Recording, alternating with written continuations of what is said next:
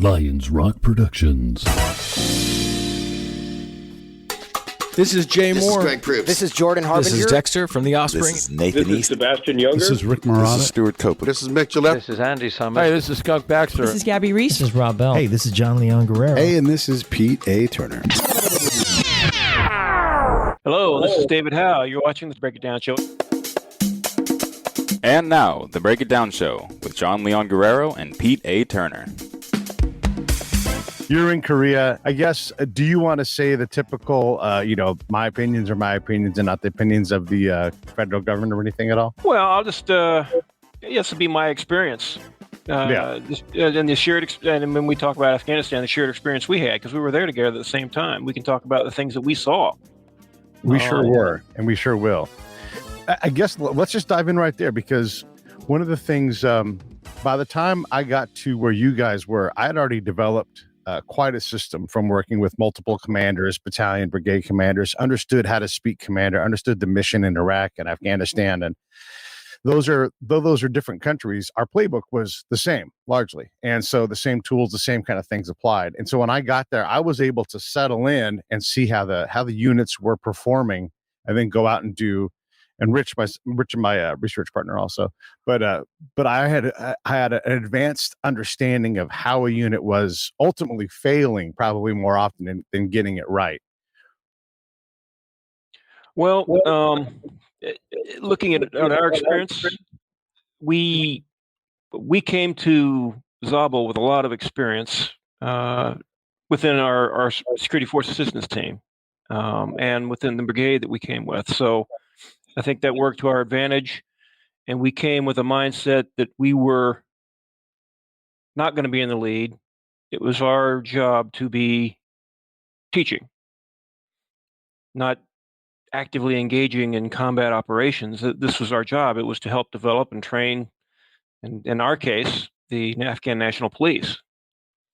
And that was clearly defined, I think, across every major facet of our training regimen, to include intelligence, to include logistics, to include forensics. I'm not sure if you had a lot of time to come over to where we were at. We had developed a whole host of self-sufficient training regimens that the police had adopted.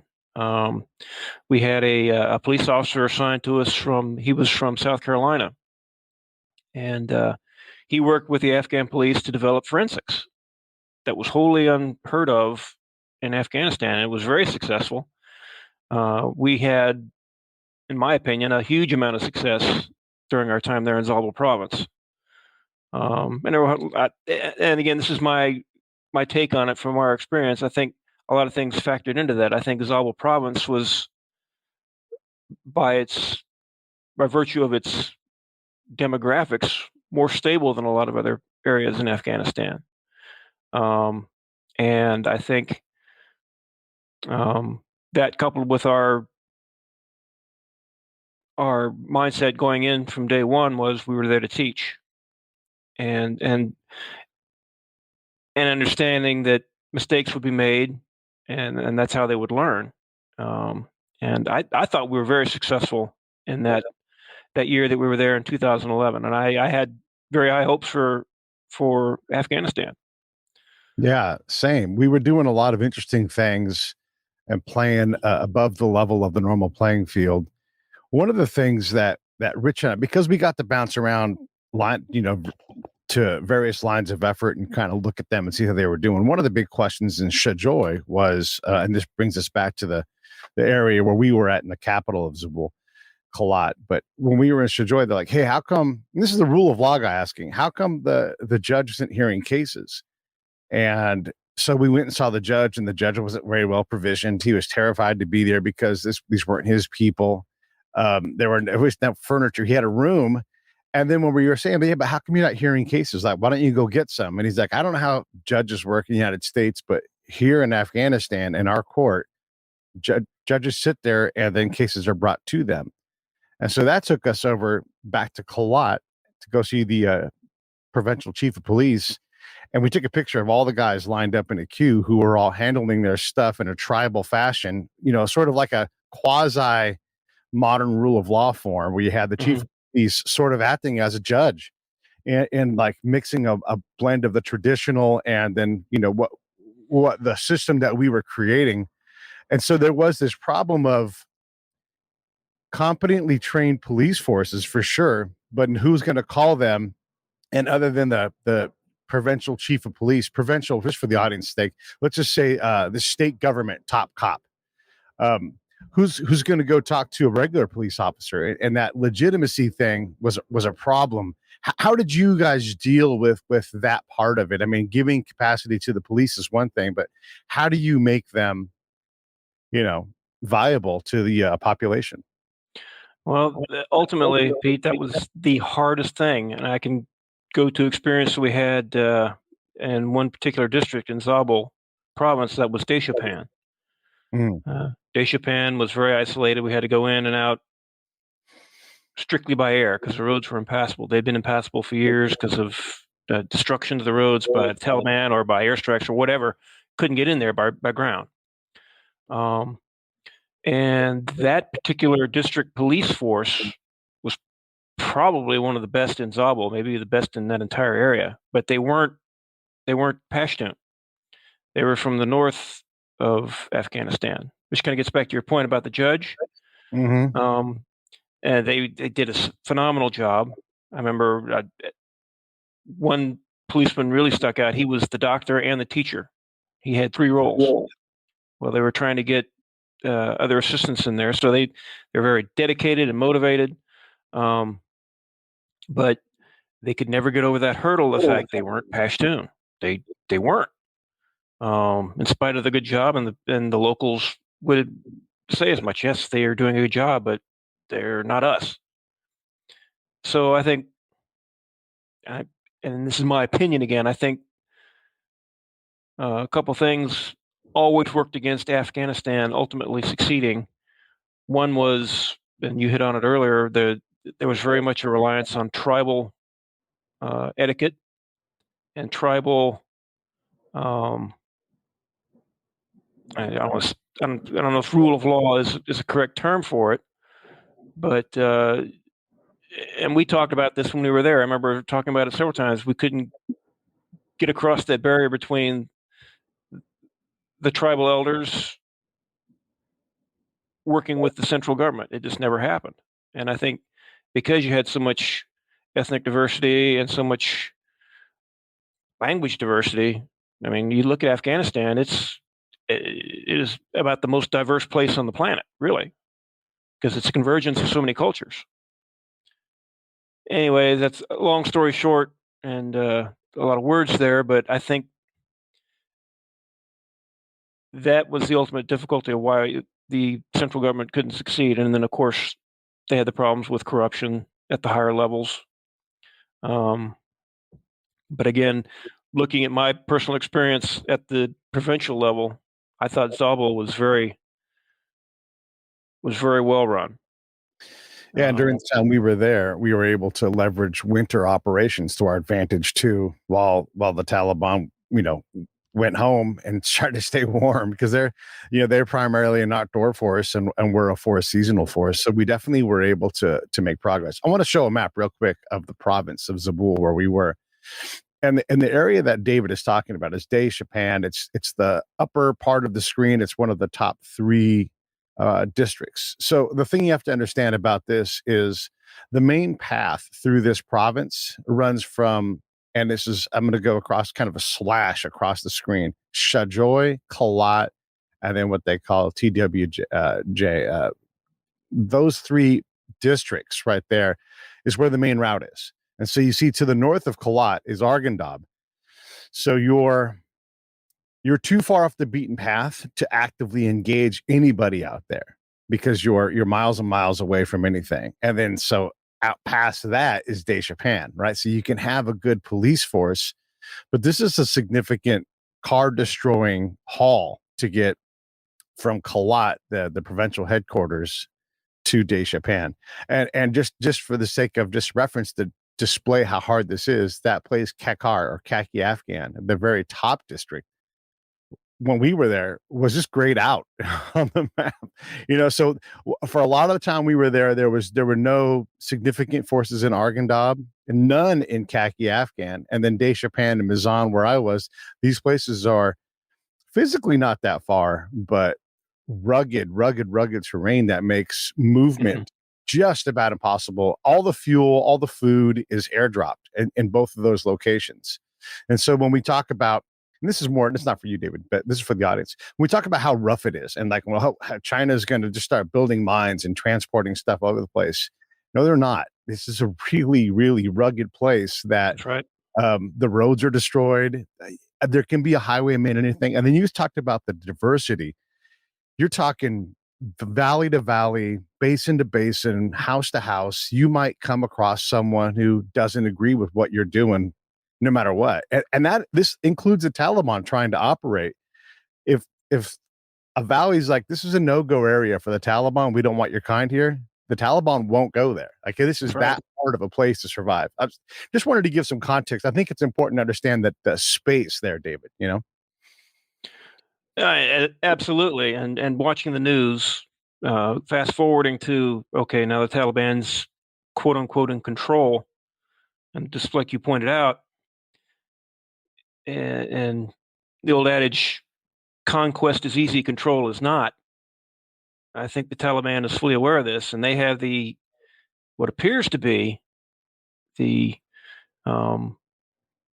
very real possibility of having to go into combat operations against ISIS, which that seems to be already happening. Again, my take is, when that suicide bomber attacked the airport gate, that was to delegitimize both the U.S. and the Taliban. Frankly, that was a perfect opportunity for them to do that. It was a major public spectacle that they created, and I think, was it 28 Taliban fighters were killed when that bomb went off? So I think, hope I'm wrong, it would be nice if peace will actually finally settle out in Afghanistan now that we've gone, the Taliban are in control, but I don't see it happening.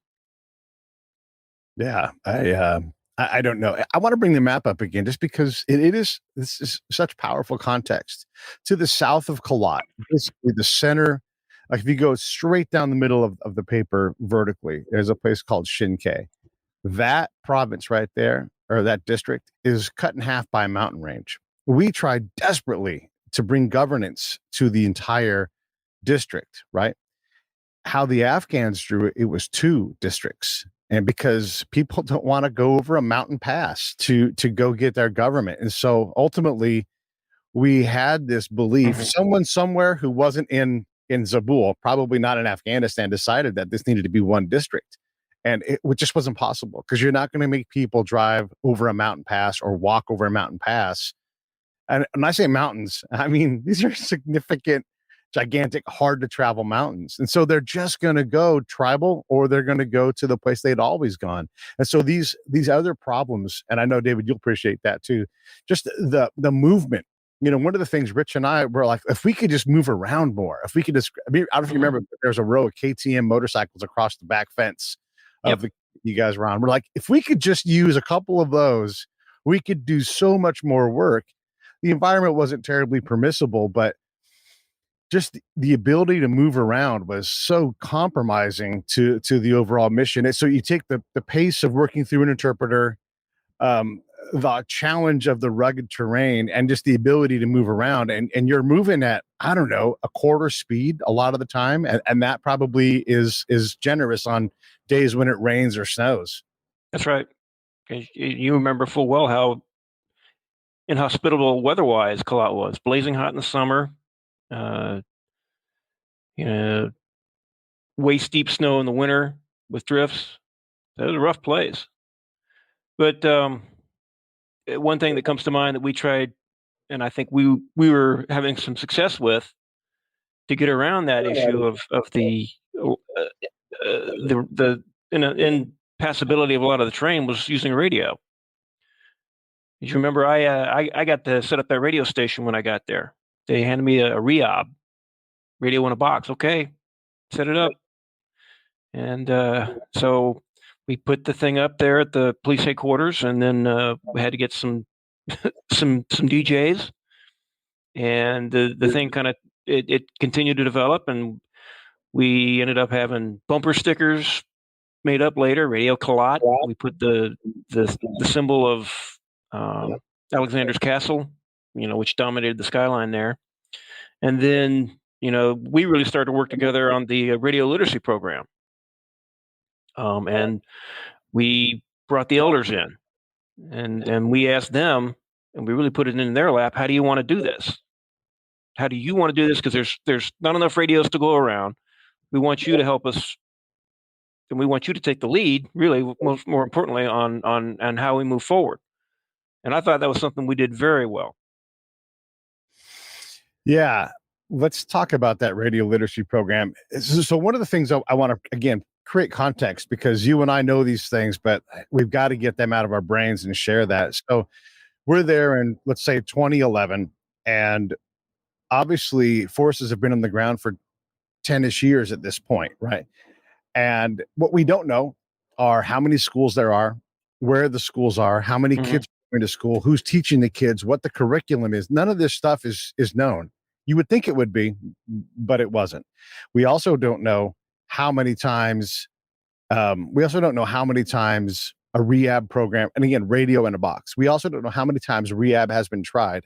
I knew from my experience in Iraq that these things were often briefed on capability. It can broadcast in a 2-kilometer circle. And so I would go out and I would take the radio and I would listen and be like, this thing is not broadcasting in a 2-kilometer circle. And we'd be like, oh, we have to add the node. No one ever added the extra module to boost power or whatever it is, right?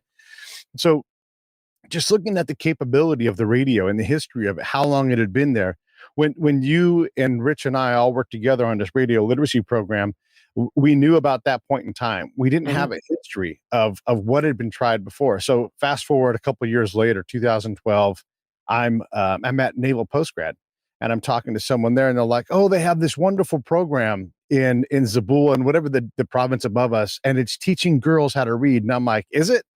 Because I just came back from there, and let me tell you something. I know a lot about this program. And so this program existed even before us, but institutionally, we have this amnesia over what we had accomplished. Now, this is the thing I want everybody to understand. We show up, and it's worse than 21-year wars. It's we just have amnesia about anything before or after us. We just don't even know. I'm like, what did they try? Whatever else they did.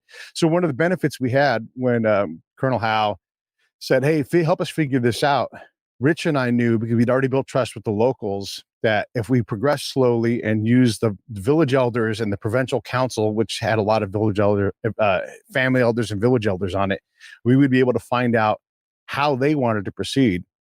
And they were pretty clear about this. I don't know if you remember at all the reports at all, but they said, under no circumstances should Americans ever take books to schools or deliver them directly to the Ministry of Education. That's his job. And he's sitting right there with us. We expect him to do his job.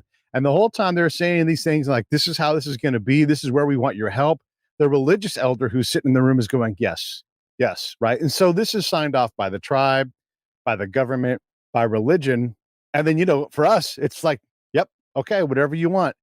But as an organization, we didn't follow their advice. I don't know if you were still there when the Smedjinghoff patrol got blown up going on the photo op, but that was after I left, and that was really, we were winding down when we sat down with the elders. We had maybe a couple months left before we had to leave, but I do remember that happening later, and that woman from the State Department got killed, I believe. Yeah, that was church members. Yeah. Why? So Tim Basher was still there, and he was a State Department guy, sat in the office with Chris Sundith and a bunch of other people who all got those reports. If the elders were so clear, and everybody had access to our reports, everybody knew about it, Tim knew about it, everything, why on earth are they going to a school on a photo op? Well, I think one of the things that happened, and because people were relatively new there, right? This was a new group of people who had deployed into that area, right, Pete? Was that? That's right. Yeah. So, and this was one of the I saw it as one of the pitfalls of, well, you just couldn't get around it. You had a rotational force going in every year. Yeah. So you're sending somebody new in every year, and there's a steep learning curve, and then no matter how smart you are, and how experienced you are, and I go back to the fact that we had a very experienced crew, and that didn't include me. I was the newbie for sure, but a lot of people on our team had been there before, but they had been in Afghanistan, not necessarily Zabul, but we had to get the lay of the land, and you're taking all this in, and you're learning it all, and you're immersed in it. I think what happened there was people were still getting immersed in it, and you see that. I can jump forward to Korea. You know, most people are here in Korea for a year, and then they leave. So for the last 75 years, you have people rotating in for a year, and then they leave. And even though you do a handover of responsibilities is your focus, invariably things slip through the cracks. Mm-hmm. And things get lost, especially now in the age of computers and massive files and databases full of stuff. It's very hard as a new person coming into this job or any job when somebody's just rotated out and then picking right up where they left off. I think maybe that's what happened there, Pete. And I think that was the other thing that made Afghanistan so difficult was the continual rotation. You get new personalities in, new command philosophies, and that's very hard to have continuity there under the best of circumstances. So I think maybe that's what happened there in Zabul. You know, it was a great plan, but it was getting put together right at the very end of one rotation and carrying on with another rotation, and some bad things happened. As stable as Zabul kind of as it was, we also had a lot of danger. And I'm going to come back to the Ann Smedjinghoff patrol thing in a second here, but I just want to paint some of this picture. So while we were there, we had a what they call blue on green, right? Friendly force shooting the American force. We had a death on Wolverine. Yep. Shortly after I left, we just accomplished this massive thing and established a checkpoint or a security point way out in the valley and approaching the basin of Mazan. And we had a little massacre there where several service members were assassinated as that unit tried to draw down and completely dropped the ball. Right before I got there, Fob Smart, which was the main fob, like dead center capital city, they were hit so hard by a car bomb, it folded shipping container. I don't know if you ever saw those, David, but they were like just crunched over. Like, these were shipping containers, giant pieces, metal boxes that were blown up. And then, about a year after we're both gone, Fob Smart gets hit again. And I know the SF colonel that you worked with, Colonel Tony, if I remember, I don't remember his name, but he said, hey, when you're walking around on this camp, on this fob, make sure you have one on the pipe and watch, because all these guys are great until they're not, and we're not sure who's great and who's not around here. And so the danger was constant. Mm-hmm. Maybe you didn't get in a firefight every day, although you could. You didn't. It was hard to know who the enemy was and where they were lurking and who was being exploited and who wasn't, because we didn't have the resources to track that stuff very well, quite frankly. No, it was fortunate that nothing happened on the provincial police headquarters, because everybody was armed.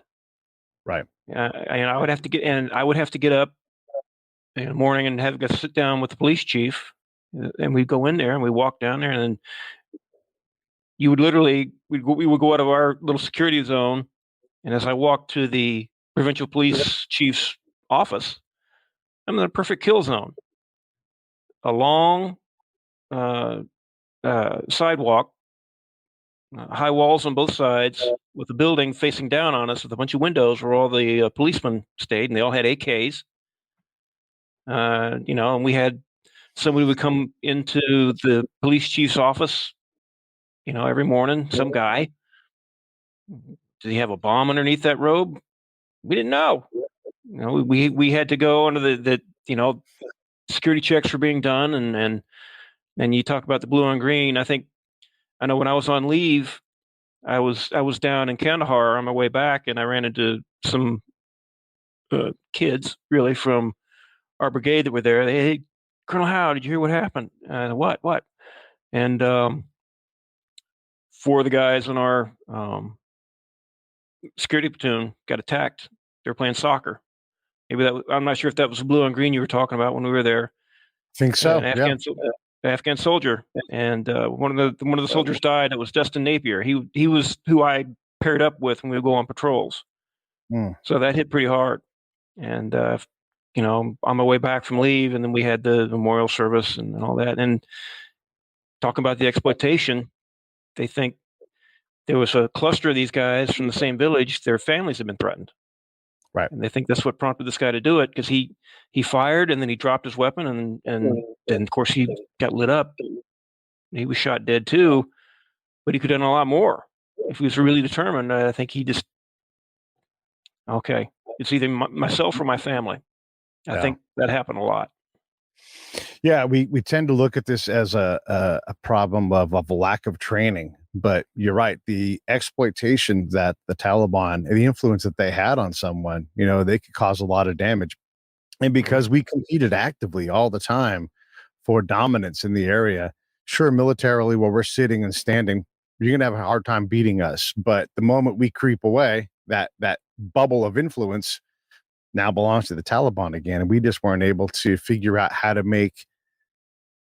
we couldn't figure out how to keep our influence there. And we also never really got it so that the Afghan National Forces had the same level of influence, because if a Taliban guy chose to go to someone's house, and wasn't a whole lot anybody could do about it reliably. And no. And I got to say this too, because the Western thoughts in everybody's head right now, everybody out there in the rest of the world, the Western thought you have on how this stuff works, you have no idea. Okay, so most of the places, let's say over half of the places in Zabul have no electricity, limited any cell phone coverage. So you're trying to pick out somebody in a giant, this space is huge. If you drove a motorcycle, you could hear it from miles away. There's someone with a motorcycle miles away. You'd never get there in time. Couldn't move fast enough to do anything about it. So this is an incredibly difficult problem set to deal with, because the speed that we're used to working in doesn't apply here. Hand notes are how our governor in the Mizan, how he communicated. And we started mapping how many towns, how many neighborhoods were there. And we just started that process where he thought, yeah, that's a good idea to know, to understand how they map this stuff. And you're talking that's not a year's worth of work. That's multiple years worth of work. And we never got to finish it. And I'm sure nobody picked up that project and ran with it to understand how this landscape was laid out. You're right. And heck, I think we were using products from the Soviet experience, if I recall, that they had, just like we used products from the Japanese. We used products from the Japanese when we fought the Korean War, because of their occupation there in Korea prior to 1950, when we had the Korean War. To your point, there's just such a lack of information and a lack of visibility. Afghanistan is a very big, very geographically dispersed, very rugged place to operate in. No matter who you are, no matter how friendly people may be, and to your point earlier about what the Chinese might experience as they try and move in, it's going to be very hard. And I think they fully understand that. I wanted to talk about commanders a little bit, because again, I learned how to speak commander and how to understand what his goal was. And so I could help, let's help you see what you need to see to do what you need to do. But you get a new commander to come in and, you can get a great handoff. You can have the best. I worked on the handoff problem, David, for years, trying to get a commander to go, hey, pay attention, listen to Pete. Pete knows what he's talking about. He's going to, you're going to end up here anyhow. Listen to me. I'm telling you right now, listen to Pete, listen to Rich. I can't remember the colonel's name, but it turned out that another colonel I worked for, he had been on each other's staff. Right. And so these guys were tight, and I happened to squeeze his name into a conversation, and it turned out he's like, oh, okay. Yeah, I know that guy. And that kind of gave us a little bona fides. But we sat in a staff room one time when they were early, when they were new. And the colonel pointed and said, those two guys are going to talk. You guys are going to listen. We're going to do less stuff. And the stuff we do, we're going to do better. And, the thing is that level of influence isn't normal. And so the second that colonel leaves and goes somewhere else, and you've written all these reports and you have such an understanding of the environment and you're valuable to the unit, and then they leave, and then all of it just resets to zero. And so if that's, and now you take State Department coming in, wanting to do a photo op, because they brought in a senior diplomat from Kandahar and they were going to go do this thing. How on earth do you stop that? You can say, hey, this isn't a good idea, but this is a place where it's can-do attitudes. No, we can do this. We always go out. And so that also lends to that inevitability of these things, David, is that, we refuse to learn, Well, on that note, I took a lot of lessons, and I really applied a lot of what I experienced in Afghanistan with what I did in Africa. As when I came on board with USRAF after I left Afghanistan, security cooperation was the big focus, helping to build capability with partners on the African continent. And I ended up spending the bulk of my time in Mali and in Chad, who were experiencing and had been experiencing, well, Mali more so than Chad, instability because of what happened in Libya. So, like Afghanistan, you had a resurgent Al-Qaeda presence that was coming into Mali from the north, out of the Sahara region into the more urban south, and it almost collapsed. So we ended up working with the French, and in the midst of all this, we started looking at different projects to build capability.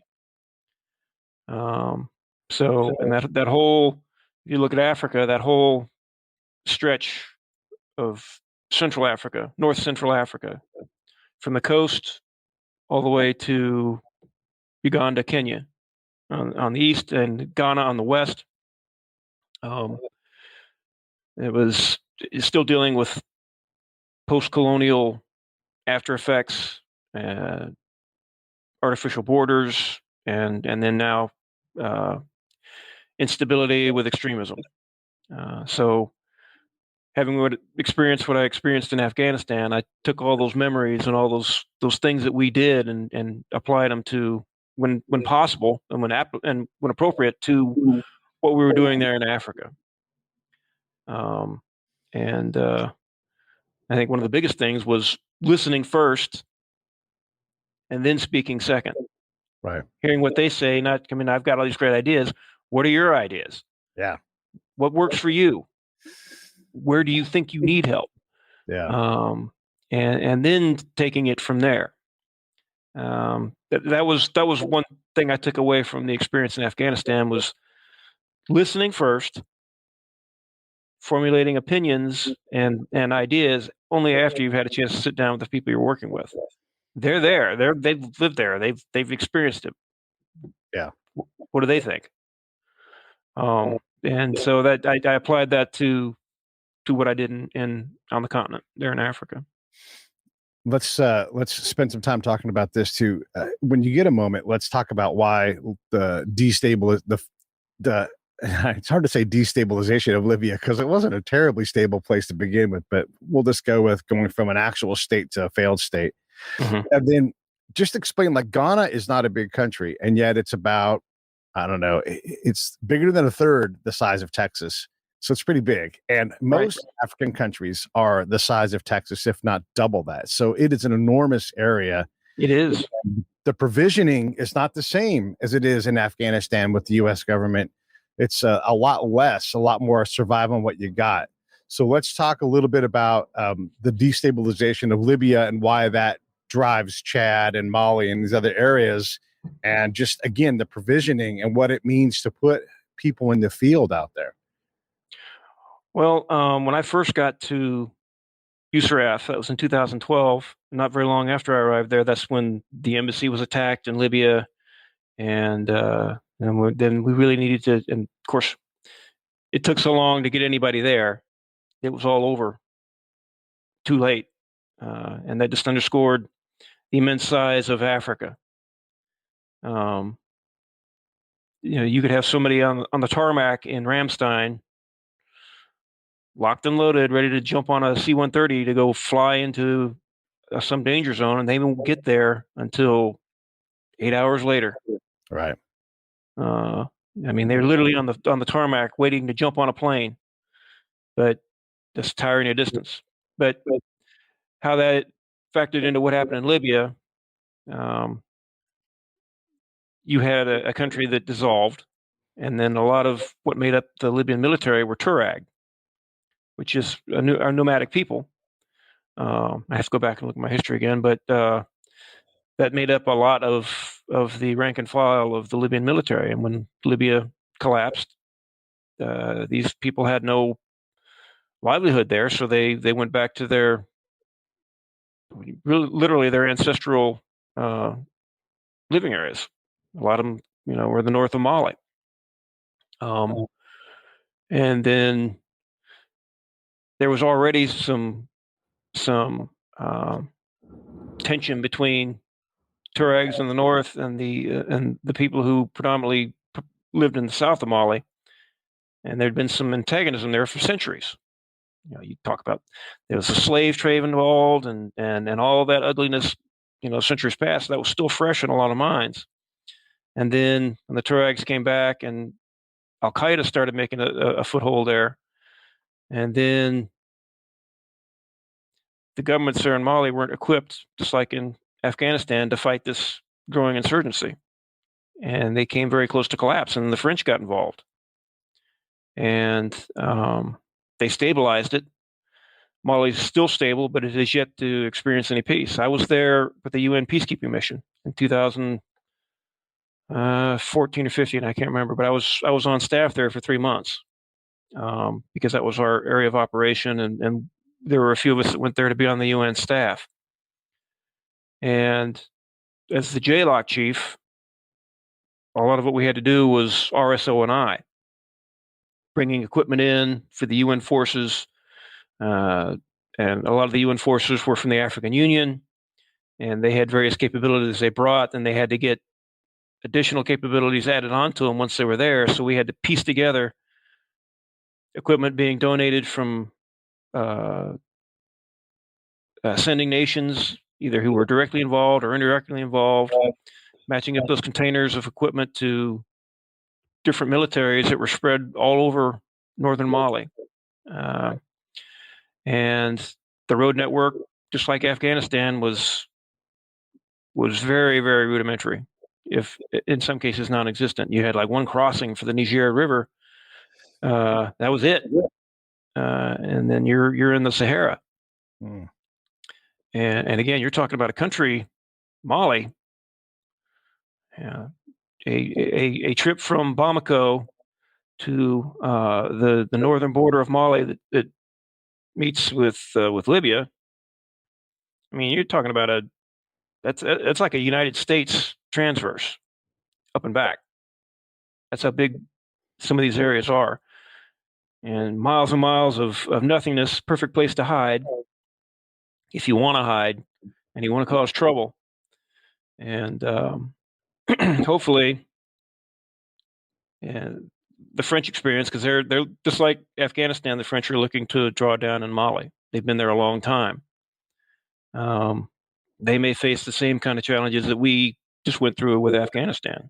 Yeah, it could happen because the government is still under threat. They still have car bombings. They still have attacks.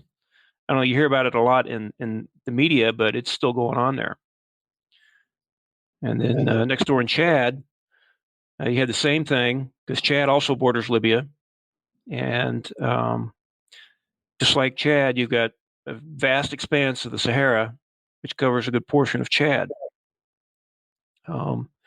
So at that time, Chad wanted to be a pillar of stability in North Africa.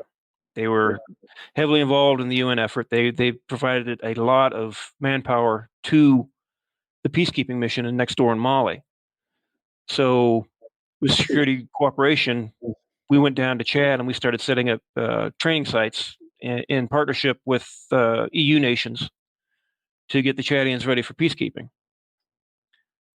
So we were in a similar kind of situation as Afghanistan. We were building up a force, only this time it was peacekeeping in another country next door, but the ultimate objective was the same, getting security and stability into an area that was very large, very inhospitable, and very remote. Let's put some context into that, because I think people don't understand just how big this is. I want you all to picture Texas times 2. That's Mali. Picture Texas times 2. That's Chad. Maybe you cut off like everything north of Amarillo to get really close to the numbers. But these places are enormous. They don't have the road system or the police system or, on and on and on. We recently had Michelle Black on the show. I think we discussed this when she was there, and her husband was caught right there along the border with with ODA, Special Forces Green Beret team for everybody. And there was some Medal of Honor level fighting among, with this team and the people they ran into. And I guess last I heard, we really don't know why they got into this firefight. It could have been, well, look, one, they were in a place they probably shouldn't have been, but that's what ODAs do. And then maybe you run up on a group of people and they see someone they want to fight. In Chad, there are, 20 ethnicities that are prime, and they're all like 3%, 3 to 5% of the population. Mali has a similar thing where there's just they're ethnically so diverse that you can run up on the wrong group or think they're the wrong group, and all of a sudden you find yourself in this life or death firefight. And so this ODA in particular was pushed out past what their equipment can handle. And David, how this works. These vehicles are old. They're worn out. They're no longer capable of performing. But those are the vehicles that these guys, this is an ODA. This is like a Green Beret team, and the trucks they have just can't handle the rough terrain because they've been handling it for 10 years. And this is a really, really rough, rugged, gigantic space. So you think about our border problem and how many border patrol we can put with roads and air conditioning and modern cars.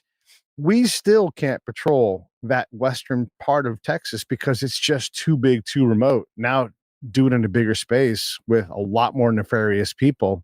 And I don't know how you solve these problems easily. Well, and one of the big projects we had in Chad, to your point about border security, was President Deby.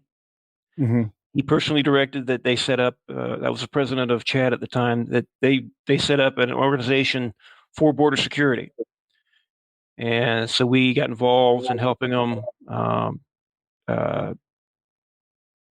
SOCAF, Special Operations Command Africa, they had it initially, and then they handed it over to USRAF after they got it started. So we went down there, and they had I would call it a battalion plus sized unit called SAT-G, Special Anti-Terrorism Group, and they were really border security. And that's not a lot of people for all the borders of Chad. And you look what Chad borders. You've got Libya in the north, Sudan and South Sudan in the east and southeast, and you've got the Congo on the direct south, and you've got Nigeria.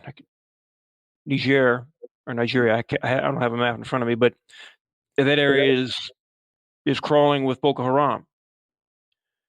So there was a very real threat, and they identified it, and then they came up with this unit. But and these guys were pretty capable. They were very capable. They were doing their own training, just like in Afghanistan. They'd reached a point where they were training themselves. But it was a lot of territory to cover for such a relatively small unit, with limited to no roads and with Toyota Helixes that they'd had for a long time. And I was there in a logistics capacity to figure out how we could help them with maintenance and sustainment. Yeah. And what's there locally that we can tap in? Not Raytheon, not General Dynamics. Yeah. We're talking Toyota Helixes, and we're talking AKs, and we're talking RPGs, and some heavy machine guns. How do we help them maintain that? Because that's what they're used to. That's what they know how to operate, and they do it well. They just need to be able to maintain it. And that's really what they were looking for help from. So we try to come up with local resources there that they could tap into from the civil side to help them sustain this particular unit. And again, just like Afghanistan, with the radio program, I reached the point where I eventually left, and that fell into somebody else's hands. So, and then things changed in Chad. Chad in 2014 was a pillar of stability. It's not now. I think change. I'd need to go back and see just how much things have changed. But I know when President Debbie died, I think that caused a whole bunch of instability to resurface there in Chad. Yeah, these are interesting things. The fact that we never go back. I've been thinking about a good analogy for Afghanistan of the 21-year fights, and it's really almost like you have an oil refinery, a dangerous place in a dangerous land, and then you have a group of people who are mechanically inclined coming in to run this highly delicate machine in a dangerous place. And then you're never allowed to do the same job twice. And then you have to leave in a year and go to a totally different dangerous place, dangerous refinery, and then do a completely new job each time. And I mean, it's that complex. And I hope the audience is getting like the size, the scope, and all these things. Because you've done a lot of logistics, I want to back up real quick and wrap Afghanistan and Africa back into the same package again. We see a lot in the news about all of this captured material. And I'm saying for the audience, military equipment, and we get in a rage about it. But you and I both know that fueling C-130s and Blackhawks and maintaining them takes things like Raytheon. It takes a dude with a Raytheon golf shirt standing around going, "Yes, no, I will apply pressure." So, how much does it? Give us a sense with your background in moving things and provisioning things, all of that long list of stuff. How much of that matters? I mean, it's expensive to fly a C-130 around. It's not cheap at all. Oh, it's not, and there's a whole lot of safety things involved. You don't just stick a fuel hose in a C-130 and pump gas into it.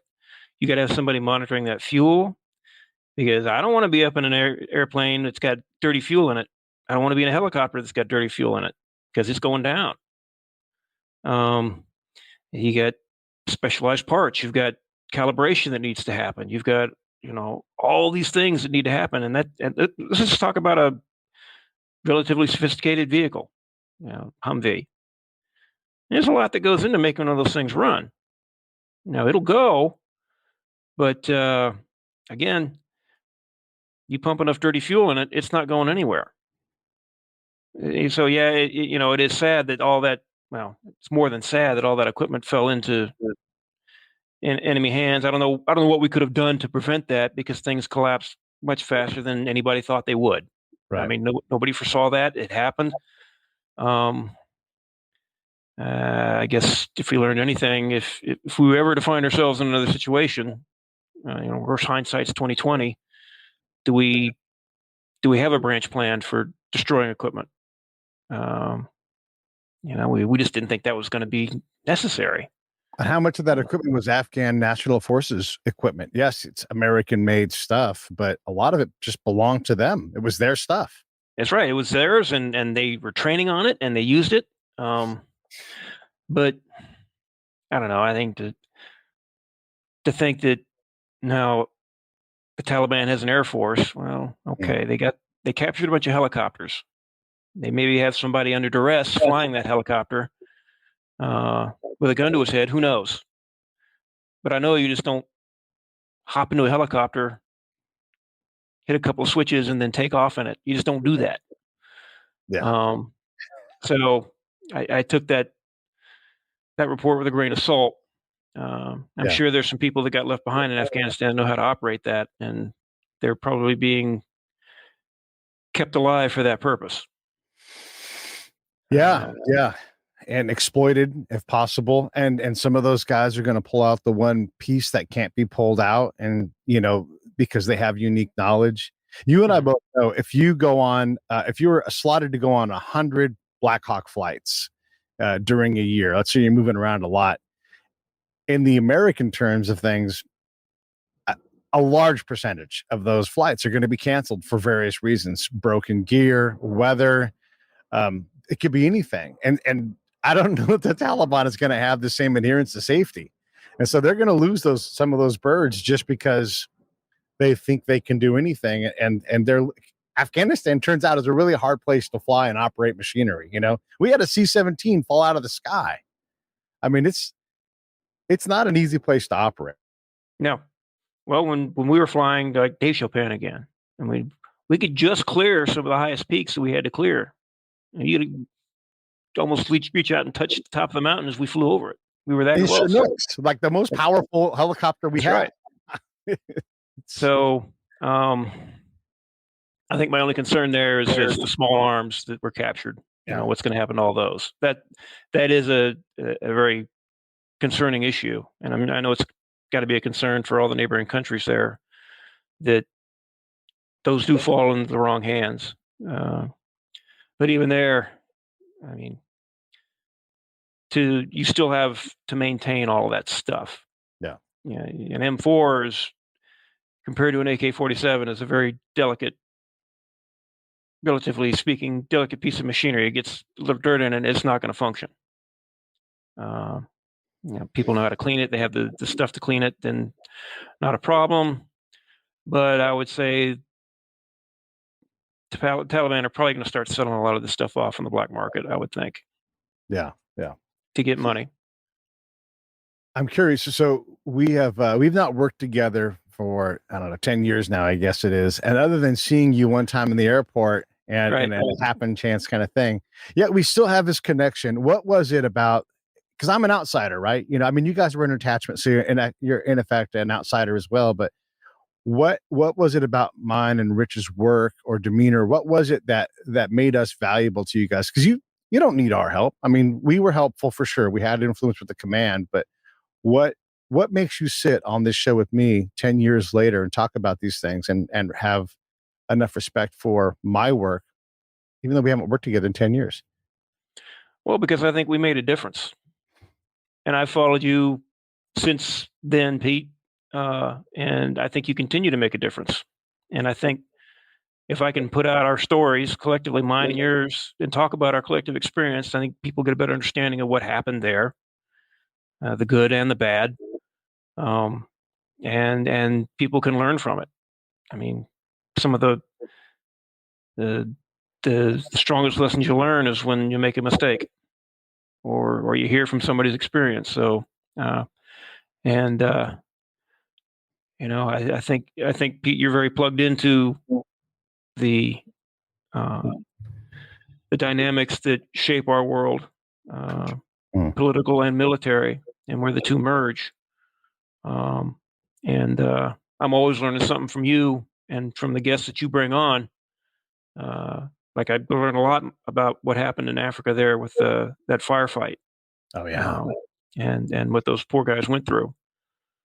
And that underscores two things for me: that I was fortunate that I didn't encounter anything like that. It could have happened, but I wasn't in an area that was to that level of instability that those gentlemen faced. It could be a different story now in Chad and in Mali than it was when I was there, 6 years ago. So, but now, Pete, I have a great deal of respect for what you do and your show and the people you bring on and the subjects you talk about, because I think they have impact and they have relevance to what we face as a military, regardless of what area of the world we're operating in. There are certain fundamental things that are constant wherever you are. Yeah. And I would add Benghazi to that list of things where every consulate, especially in the Arab world, and God bless, like, this is not about Arabs. This is just about conflict. Every one of those guys needs more security, needs more provisions, every single one. And so you can't just keep saying yes to all the provisioning requests. Mm-hmm. So a lot of what happens in Benghazi is just going to happen on that day somewhere on the planet. And sometimes the U.S. gets swept into it. Sometimes it's a village in Burma. You just don't know. But that's that's how conflict works. It picks its spot, and if you're there on that spot, you're going to have a really hard day and hard experience if you survive it. Yep. And you can't. That ODA has to go do ODA stuff, and that means that every now and then an ODA is going to get overwhelmed by circumstance, and it's horrible. But like these 13 people that we lost the other day, and the 20 plus that were injured, that is the cost of doing business in our world. And I'd rather, even as a veteran, I would rather that come to folks like us at a gate in Afghanistan rather than at a gate in Kansas City. That's right. So, we just got to pick up and continue to drive on. I mean, I didn't think Afghanistan would turn out like it did. Nobody did, but it did. I think, and collectively, we did the best we could with the dynamics we had to work with. I think at our time there, I think we did things very well, and I think that was the confluence of a lot of really positive things there. The province itself, the people who collectively, us, the U.S. forces that were there, all of us there, we had the same mindset, and we had a very capable core of Afghans who were committed to the same thing. So I think a lot of things really worked well during 2011 in Zabul province. But like we said, the challenges of applying that across the whole country with all those different kinds of positives or negatives, that was extremely tall order to make work for a long haul and to be able to sustain itself. So, there you go. Well, you got up at 2 a.m. to do this with me because you're out in Korea, and I appreciate the hell out of you for doing that.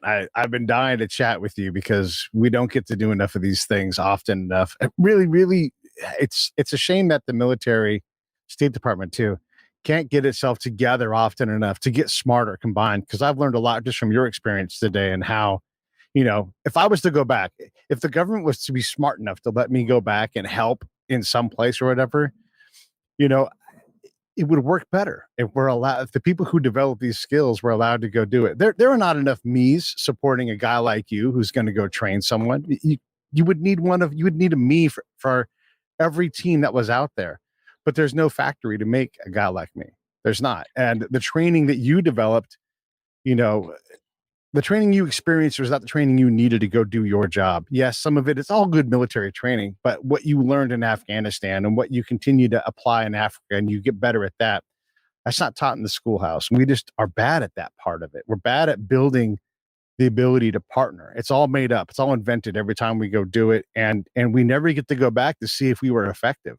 And we have just got this institutional amnesia that is, it's insane to think that we're going to produce something positive long-term reliably with these limiting factors on us. That's a good way to close it on a negative note. Do you have something to share before we close out? No, I think, I think that's a good point. Maybe moving forward, this is one of the lessons learned that, we always talk about combined arms operations in the Army. Yeah. You have infantry paired up with armor. You're either armor heavy or you're infantry heavy. Maybe we need to explore the further concept. I don't know how you would do that, of combined operations with the State Department on a regular basis. I don't know if we've ever done that before. Now, I always worked with the State Department in some capacity doing security cooperation, because we would have to meet with the embassy and the ambassador and say, okay, this is what we're doing, this is where we're at, and give them an update, a status report. I think you're on a good point. How do we institutionalize that? Yeah. Maybe that'll be the thing we tackle next once we start looking at Afghanistan again. And, anytime we do lessons learned, we say, okay, what worked and what didn't. Yeah, if we can get the right people in the room, people are going to complain about nation building, and we're already off to the races in the wrong direction. Well, listen, you've got a long day ahead of you. It's so crazy that you're up so early, and I appreciate it. Anything, as I push this button to close the show down, anything else you want to say? No, Pete, it's been great talking to you, and look forward to your next shows.